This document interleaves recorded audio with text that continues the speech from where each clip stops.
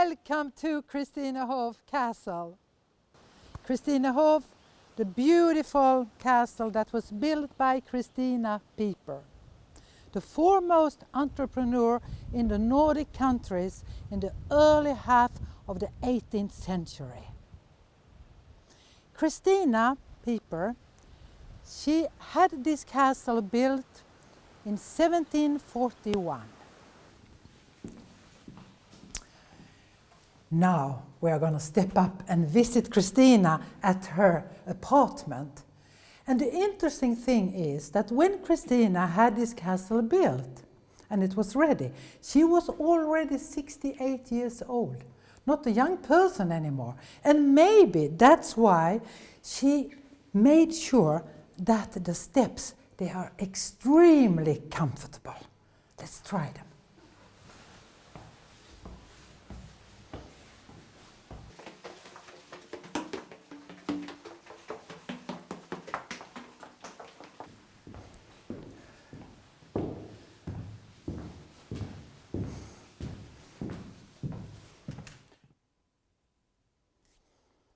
I'm standing at the heart of the castle, in the dining room.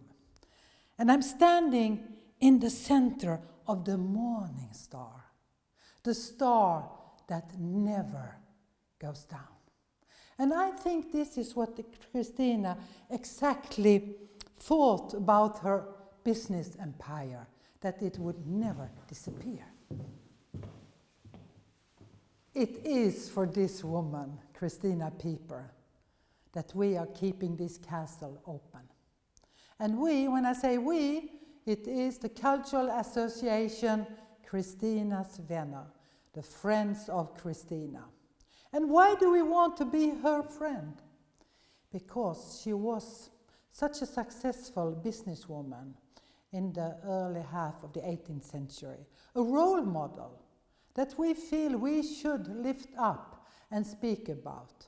And all our exhibits and activities at the castle is to tell her story and many other women's stories, because we need these stories to understand our history and to be able to develop a future that is for all.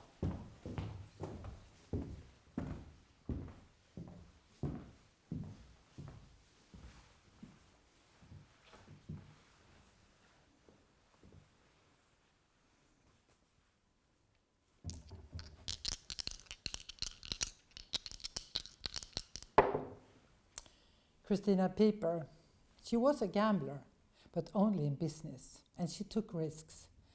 But she would never allow herself, I think, to sit down at a gambling table like this beautiful one, because to her it was work and work and work. And when she didn't work, she took care of her children and her grandchildren. She was a family person. Christinehof never became Christina Pieper's home. She had already her home at Krageholm, a lovely castle just north of Ystad. So Christinehof was mainly a sort of a hotel for Christina, where she could stay when she visited her alum works, and also to greet and receive guests, to dine with them, have business conversations, and when business deals were made. It's not until her son, Carl Fredrik, and her grandson, Carl Gustav, takes over Christinehof, when it becomes more of a pleasure castle, a wonderful place to come in the summertime. And the way we have furnished the castle today in these rooms is more of the style of Carl Gustav's time.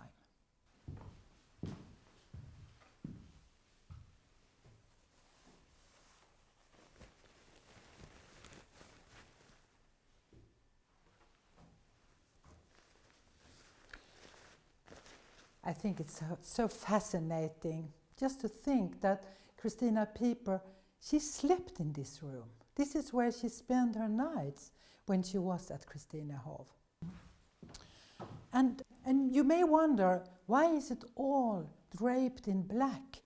Yes, it's because when Christina became a widow, she turned all her bedrooms into black because she really mourned her husband, Carl Pieper.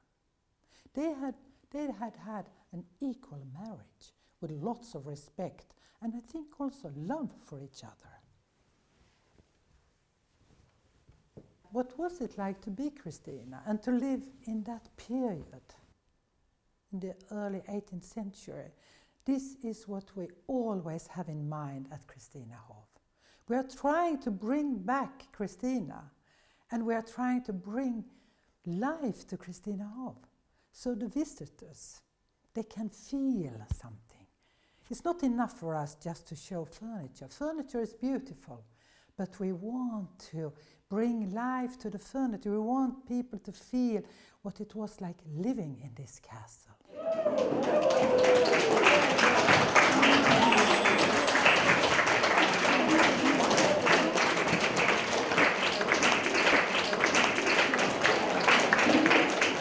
Nej, att få en så jämlik make som Karl var, det kan man knappt.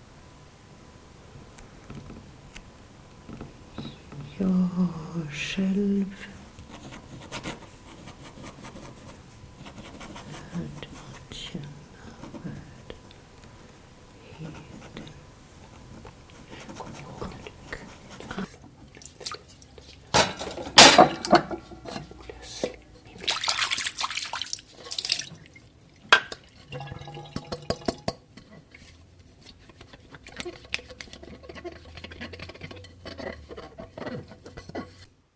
This is the secret behind Christina's wealth.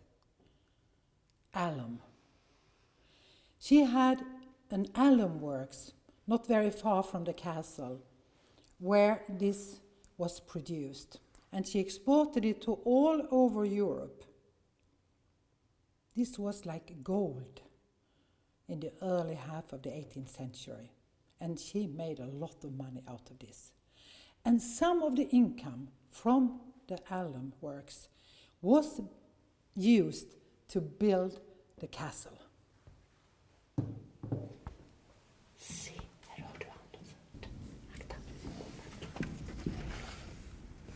Welcome to the third floor.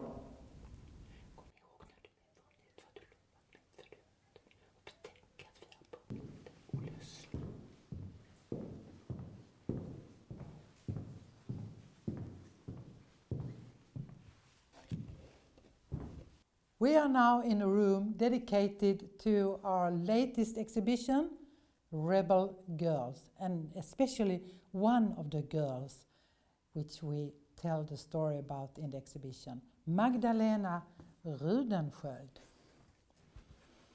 Rebel girls in the 18th century.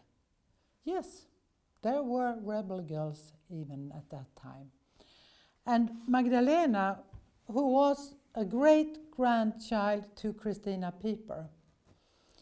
She was a political activist. She was a lady-in-waiting at the Swedish court.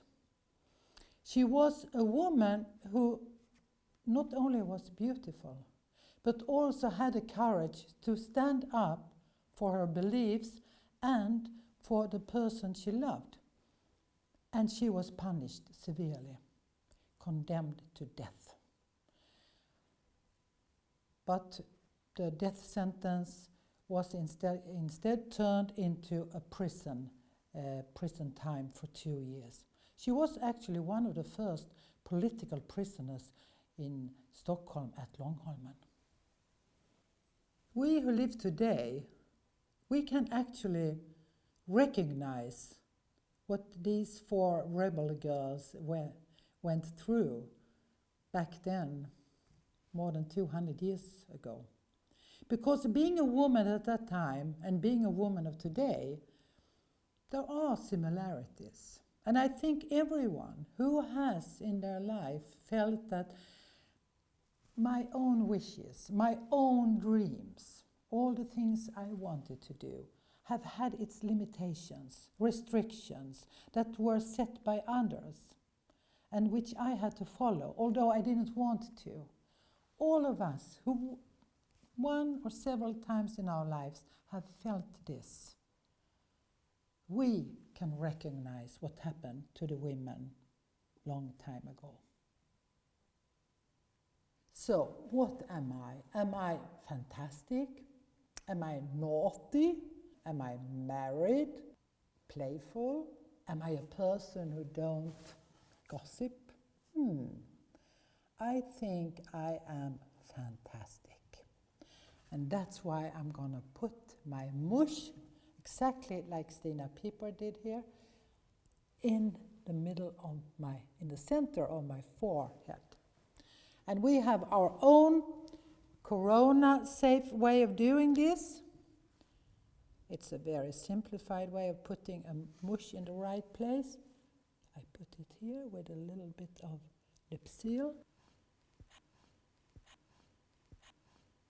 Now, I'm ready for a party, because this room is also for parties.